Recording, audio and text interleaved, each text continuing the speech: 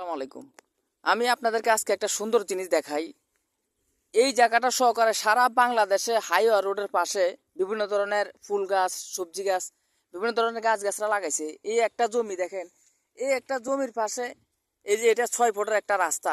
ওই রাস্তা, এই যে 6 ফুটের একটা রাস্তা, এদিকে দেখেন 6 ফুটের একটা রাস্তা। ওই রাস্তার পাশে প্রায় এটা রাস্তা বলতে কি, একদম রাস্তা যে লাস্ট সীমানা, যেটা ওই লাস্ট সীমানা বরাবর এই যে গাছগুলো লাগাইছে, আপনার বিভিন্ন সবজি গাছ লাগাইছে আর কি।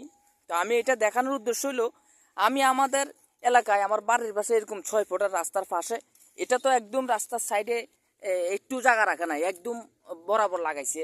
অথচ আমি এই রাস্তার থেকে প্রায় আপনার 2 থেকে আড়াই ফুট 3 ফুট হবে এরকম দূরে আমি এক সারি পরিমাণ গাছ লাগাইছিলাম, কিন্তু আমার এলাকার মানুষ এটা সহ্য করে না।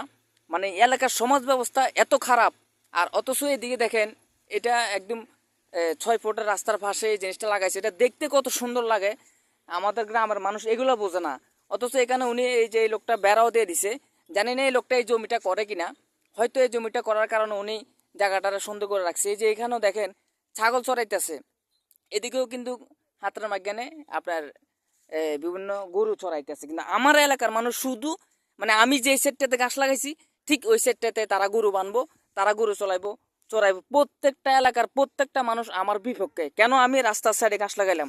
অথচ আমি আমার বিবেককে প্রশ্ন করে দেখছি যে এটা আমার একটু দূরে লাগাইলে সবচেয়ে ভালো, যেহেতু জমিটা আমি করি।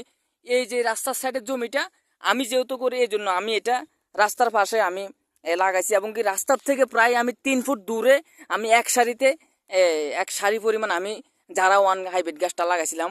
অথচ এই গাছটা আমি লাগাইতাম না, যেহেতু আমি এই পাশের জমিটা করি, মানে এই লাইনের রাস্তার বরাবর যে জায়গাটা ওইটা আমি করি।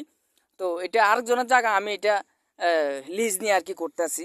তো অথচ দেখেন এখানেও ছাগল চড়াইতেছে এই রাস্তার এই আশেপাশে, সেম আমার আমার এই জমিটার মতো নেই। আমি কিন্তু এই সাইডে কোনো গাছ লাগাই নাই, ওই সাইডেও লাগাই নাই। শুধু আমি আমার যে জমিটা আছে ওই সাইডে গাছ লাগাইছি।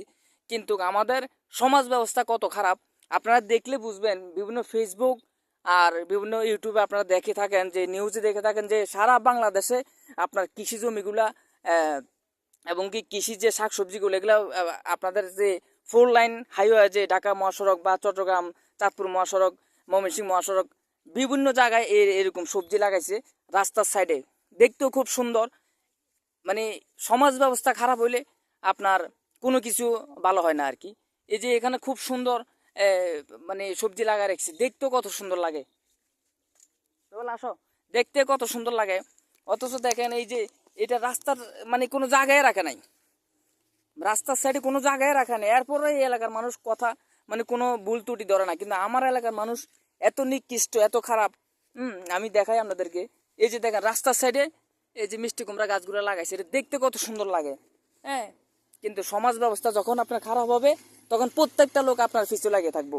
এই যে দেখেন উনি একদম বেড়াও দিয়ে দিছে, কিন্তু আমি তো এরকম সবজিও লাগাই নাই। অথচ আমি শুধু, আমি যে জমিটাতে গাছ লাগাইছিলাম ওই জমির পাশে যে লাইনটা আছে, রাস্তাটা আছে, ওই রাস্তার বরাবর আমি এক সারি পরিমাণ একটু গাছ লাগাইছিলাম। তাও মেন রাস্তার থেকে আমি প্রায় আপনার 2 থেকে আড়াই ফুট 3 ফুট দূরে একদম নিচের সাইডে আমি গাছ লাগাইছিলাম।